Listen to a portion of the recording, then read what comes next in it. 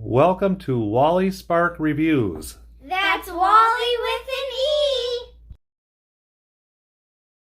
So I decided to do let's call it a part 2 video of the Flylink Tech battery jumper, because basically in the first video I never actually showed how dead the battery was in my truck. It was reading 12.4 volts, and some of you might think that it actually had enough juice to start, but it really didn't. So last night I went out to start it, and it is dead again. So I thought this would be a good opportunity to actually turn it over now and show you how dead the battery really is and how well this thing works to get that big truck engine running. So we're going to go out and take another run at this on my old truck and jump it. Also, a couple people had asked about how the air compressor portion of this works, and without demonstrating it, I would just say that it basically is slow like any battery operated air compressor is. Anyone that I've ever had is slow, but it gets the job done. It's going to get you out of a jam if needed, so it works well. All right, this is my brother. He's going to help me out tonight retesting the Flylink BD20 jump starter. All right, we are outside at the old beast. We're about to try to start this. It's about 10 degrees out here in Minnesota tonight, and I put the adapter onto my battery and it's reading 11.8 volts. Last time it read about 12.4 volts. So we'll see what happens with the 11.8 volts when we try to start the truck. Go ahead and try to start it.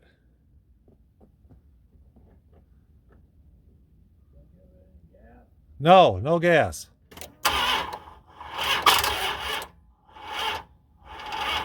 All right, that's good. Hold on. All right, I'm going to go ahead and hook our jumper up now. Our jump box. I've only got one hand to do this with, so I'm going to pause for a second and get this hooked up real quick. Hang on. All right, I hooked the jumper box up, and I'm going to tell my brother to go ahead and try to start it. I hear that clicking again like we did in the last video. Don't know what that means, but go ahead, try to start it.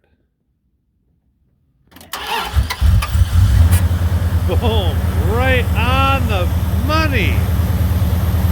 No hesitation whatsoever. I love it. So what did you think? Did you think that that little thing wasn't going to start my truck? Right. No, I didn't think so. That was amazing, wasn't it? Did you get in the truck and actually turn the key on and try to start that truck, and what happened?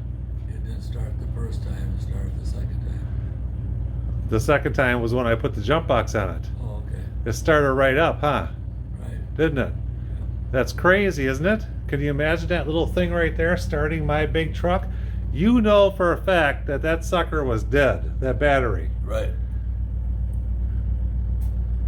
Completely dead.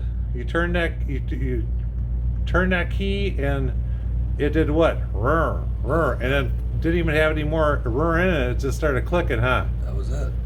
I put that jumper box on there, and what happened? Started right up. Started right up. Thank you. Thank you, my brother. Thanks for helping me with this video. One other thing I just noticed is it's still at 96% after, well, 95. Seems to be dropping. Let's see if it drops some more. 94. Now remember, it's like 10 degrees here in Minnesota, so let's turn it back on. Might be because of the temperature here too, but I'm going to come back in about 5 minutes and see what this thing says. I'm not sure how to explain this, but since I took it off my truck from jumping it, it seems to be going down 1% very slowly, and then it goes off. It shuts off automatically. And I turn it back on. It was at 87%. Let's see what happens here. This is kind of a weird thing. We'll see if it goes down to 86%. Started at 99%. after I jumped my truck. 98. 98%.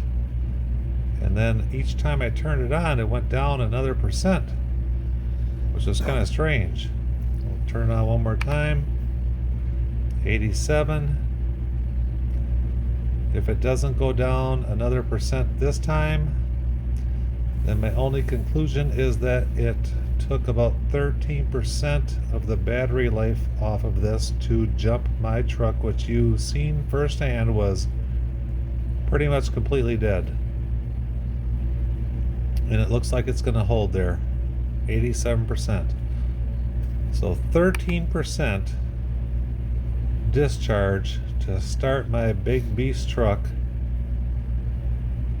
from pretty much a dead battery. Seems like this unit is worth it to me.